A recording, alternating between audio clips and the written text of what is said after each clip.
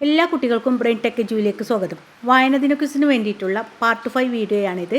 ഇതിനു മുമ്പ് 4 വീഡിയോ നൽകിയിട്ടുണ്ട്. മക്കൾ അതും കൂടി പോയി കാണണം. ഓരോ ക്ലാസ്സിൻ്റെയും തുടർച്ചയായിട്ടാണ് അടുത്ത ചോദ്യങ്ങൾ നൽകുന്നത്. മക്കൾ അതും കൂടി പോയി കാണുക, നന്നായിട്ട് പഠിക്കുക. കറണ്ട് അഫയേഴ്സ് ഭാഗങ്ങൾ ഉൾപ്പെടുത്തിയിട്ടാണ് ചോദ്യങ്ങൾ നൽകിയിട്ടുള്ളത്.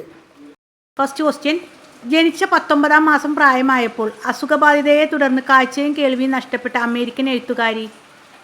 Answer: Helen Keller.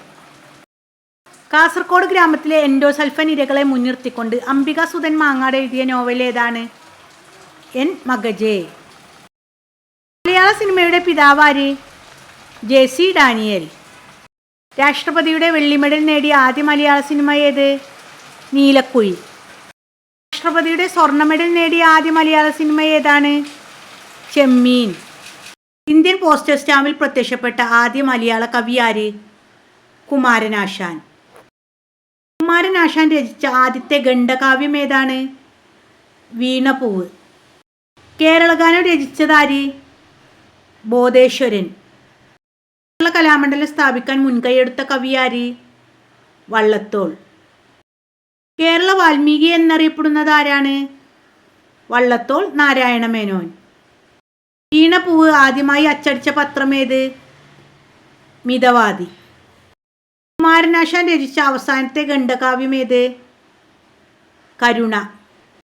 സഞ്ചാര സാഹിത്യകാരൻ എന്നറിയപ്പെടുന്നത് ആര്? എസ്.കെ. പൊറ്റക്കാട്. അദ്ദേഹത്തിൻ്റെ മുഴുവൻ പേര് ശങ്കരൻകുട്ടി കുഞ്ഞിരാമൻ പൊറ്റക്കാട്. നോൺസെൻസ് കവിതകൾ ആരുടെ പുസ്തകമാണ്?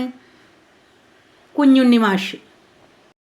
മറ്റുള്ള ഭാഷകൾ കേവലം ധാത്രിമാർ, മർത്യന്നു പെറ്റമ്മ തൻ ഭാഷ താൻ.